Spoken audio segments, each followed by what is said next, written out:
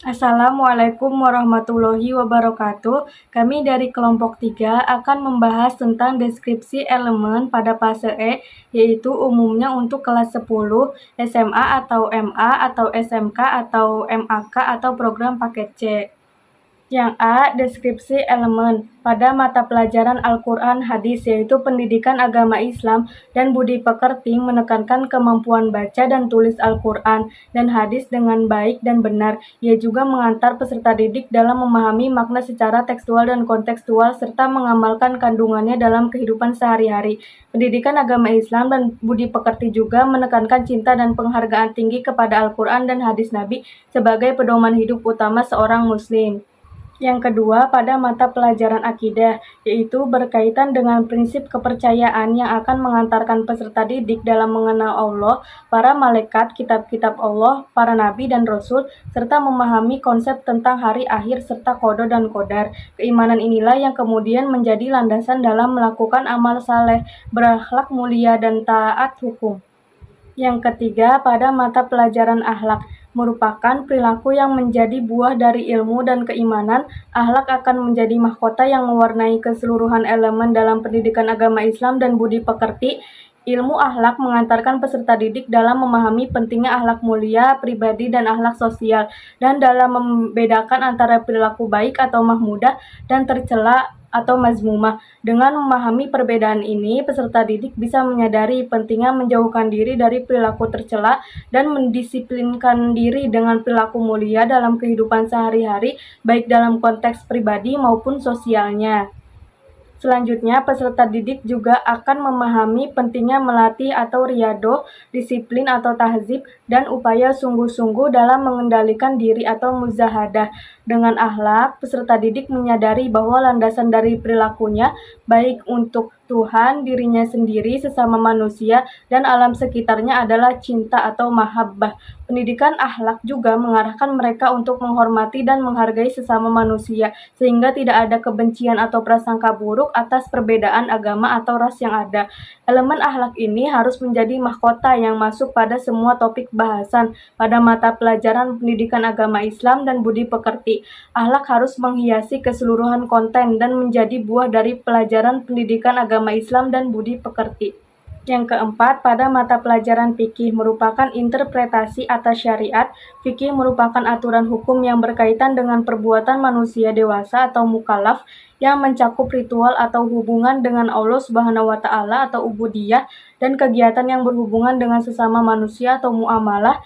Fikih mengulas berbagai pemahaman mengenai tata cara pelaksanaan dan ketentuan hukum dalam Islam serta implementasinya dalam ibadah dan muamalah. Yang terakhir, pada mata pelajaran SKI, yaitu menguraikan catatan perkembangan perjalanan hidup manusia dalam membangun peradaban dari masa ke masa. Pembelajaran sejarah peradaban Islam atau SPI menekankan pada kemampuan mengambil hikmah dari sejarah masa lalu, menganalisa berbagai macam peristiwa, dan menyerap berbagai kebijaksanaan yang telah dipaparkan oleh para generasi terdahulu. Dengan refleksi atas kisah-kisah sejarah tersebut, peserta didik mempunyai pijakan historis dalam menghadapi permasalahan dan menghindari dari terulangnya kesalahan untuk masa sekarang maupun masa depan. Aspek ini akan menjadi keteladanan atau ibroh dan menjadi inspirasi generasi penerus bangsa dalam menyikap dan menyelesaikan fenomena sosial, budaya, politik, ekonomi, iptek, seni, dan lain-lain dalam rangka membangun peradaban di zamannya. Selanjutnya ada analisis relevansi capaian pembelajaran fase capaian pembelajaran elemen.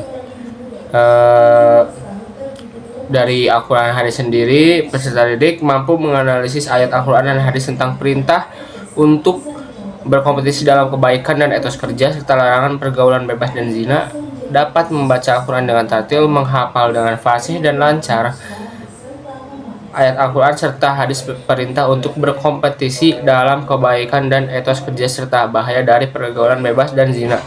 Dapat juga menjanjikan konten dan etos kerja serta larangan pergaulan bebas dan zina, meyakini bahwa sikap kompetitif dalam kebaikan dan etos kerja serta menghindari pergaulan bebas dan perbuatan zina adalah perintah agama. dan membiasakan sikap kompetitif dalam kebaikan dan etos kerja serta menghindari pergaulan bebas dan perbuatan zina dengan lebih berhati-hati dan menjaga kehormatan diri. Terus selanjutnya ada dalam bidang akidah, peserta didik menganalisis makna syu'ab al-iman, yaitu cabang-cabang iman, pengertian, dalil, macam, dan manfaatnya. Terus meyakini bahwa dalam iman terdapat banyak cabang-cabangnya serta menerapkan beberapa sikap dan karakter sebagai cerminan cabang iman dalam kehidupan.